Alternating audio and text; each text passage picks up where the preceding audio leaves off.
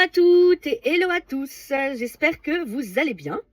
Alors, aujourd'hui, je vais peut-être dire quelque chose qui va déranger, mais tant pis, j'assume. Voilà. Alors, ça dépend de quel côté on se place. Il y a certaines personnes chez qui ça va piquer, et il y en a d'autres à qui ça va parler. Voilà. Donc, je vais essayer d'être le plus clair possible.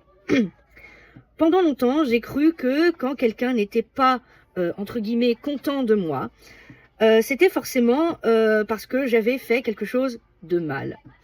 Alors, je fonctionnais comme ça, je faisais attention en permanence.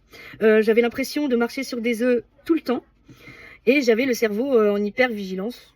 Voilà, tout le temps, en permanence. Donc, je faisais attention à ce que je disais, ce que je faisais, comment j'agissais, comment je réagissais à certaines choses. Mon cerveau était en analyse, en hyper-vigilance constante. Et c'est fatigant à la longue, franchement. Donc, je me taisais. Voilà. J'évitais les conflits un maximum. Je prenais tout sur moi.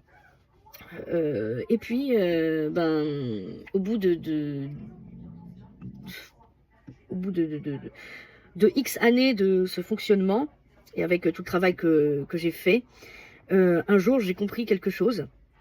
Certaines personnes étaient si à l'aise avec moi, étaient très très à l'aise avec moi, au point de ne pas me respecter, de me parler méchamment et de me rabaisser, tant que je ne disais rien, tant que je ne mettais pas de limite, tant que je passais après tout le monde, tant que je prenais pas trop de place, voilà.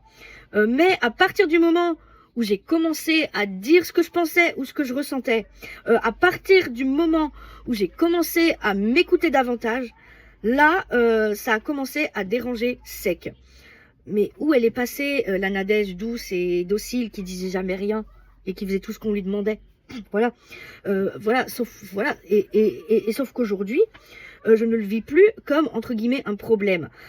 Parce que moi, je crois sincèrement qu'il y a une différence entre être gentille et douce et docile et s'oublier soi-même. Et moi, pendant longtemps, pendant des années, j'ai confondu les deux.